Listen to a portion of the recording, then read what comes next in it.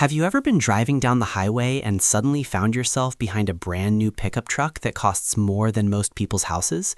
The kind with shining chrome everywhere, massive tires, luxury leather seats, and technology that looks like it belongs in a spaceship. The kind of vehicle that easily costs $60,000, $70,000, or even more.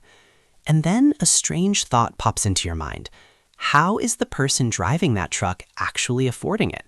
Because if you look around at the average incomes in most places, those numbers simply don't seem to add up. Many of the people driving these expensive vehicles aren't CEOs or celebrities. They're teachers, nurses, mechanics, office workers, and retail employees, regular people with regular jobs. So how are so many everyday drivers ending up with vehicles that cost more than their annual salary? The truth is that there's an entire system built around making extremely expensive vehicles appear affordable. On the surface, it seems like people are comfortably managing these payments, but when you look closer, you begin to realize that the numbers only work because the rules of car financing have quietly changed over time. To understand what's really happening, it helps to start with the basic numbers. The average monthly payment for a new car in the United States has climbed to more than $700. And that's not for luxury vehicles or exotic sports cars. That's simply the average payment for a standard new car purchase. Trucks and SUVs, which have become incredibly popular, often come with even higher payments. It's not unusual to see monthly payments of $900 or even $1,200, and those payments often last 6, 7, or even 8 years. Think about that for a moment. A payment of $1,000 every month for 7 years adds up to $84,000, and that's just the loan itself. It doesn't include insurance, fuel, repairs, or maintenance. Yet millions of people sign contracts like this every year. So how does this happen? One of the biggest reasons is the length of car loans. Decades ago, car loans were usually 3 or 4 years long, which meant the monthly payment had to be high enough to pay off the vehicle fairly quickly. Today, that's no longer the case. 6-year loans have become common, 7-year loans are widely available, and some lenders are even offering 8-year or longer financing options. At first glance, this seems helpful because stretching the loan over more years lowers the monthly payment and makes an expensive vehicle appear more manageable. For example, a truck that would cost $1,500 per month on a 4-year loan might drop to around $900 per month on a longer loan, and suddenly it looks affordable. But lowering the monthly payment doesn't actually make the vehicle cheaper. In fact, it usually makes it far more expensive because when you extend the loan, you also pay interest for a much longer period of time. And over the life of the loan, thousands of additional dollars are added to the total cost. There's another major problem as well.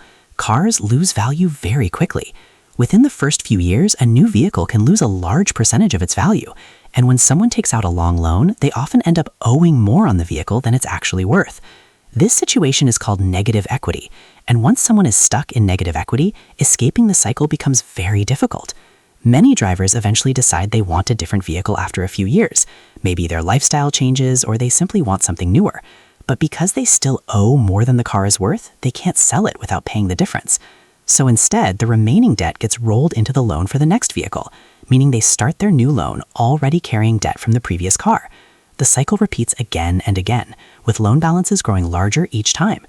Dealerships are very familiar with this process, and the system is designed to make it easy because buyers are usually focused on the monthly payment rather than the total cost, and sales teams know how to structure deals that keep that monthly number within reach. But financing isn't the only factor. Another powerful influence is psychology. Vehicles are no longer marketed simply as transportation. They are presented as symbols of identity and lifestyle. Advertisements show trucks climbing mountains, SUVs exploring wilderness trails, and drivers living adventurous and exciting lives. The message is subtle but powerful. Owning a certain vehicle suggests success, independence, strength, or achievement. When people begin to associate a vehicle with their identity, the financial decision becomes emotional instead of logical. Suddenly, the purchase isn't just about transportation. It feels like a statement about who they are. And when emotion enters the equation, the math often disappears. Many households adjust their entire budgets to support these payments. Vacations get postponed, dining out becomes rare, and other purchases are delayed. Some people even take on second jobs or side work to keep up with their vehicle costs. Then there are the additional expenses that often get overlooked. Insurance on an expensive truck or SUV can easily reach $200 or more each month. Fuel costs for large vehicles can climb quickly, especially if gas prices rise. And repairs and maintenance can also be surprisingly expensive as vehicles become more complex. Over time, these costs add up dramatically. Imagine someone buying a $55,000 truck with a 7-year loan and an $800 monthly payment. Over the life of the loan, they may pay around $67,000 just for the vehicle itself. Add insurance, fuel, and maintenance, and the total cost of owning that truck over 7 years can easily exceed $130,000. And after all that spending, the truck might only be worth $15,000. From a financial perspective, that's an enormous loss of wealth. If the same amount of money were invested instead, it could potentially grow into a substantial asset over time. But once someone commits to a large car payment, it becomes psychologically difficult to step away. The vehicle becomes part of their daily life and identity, and downgrading to something cheaper can feel like moving backward, even if it would improve their financial situation dramatically. This emotional attachment is one of the most powerful forces in consumer spending, and the result is a system where extremely expensive vehicles become normalized.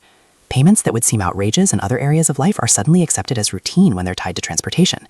In reality, many people aren't truly affording these vehicles in the traditional sense.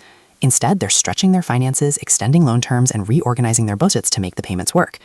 The shiny truck in the driveway may look impressive from the outside, but behind the scenes, it often represents years of financial commitment and sacrifice. And once you understand how the system works, the mystery of those expensive vehicles on the road starts to make a lot more sense.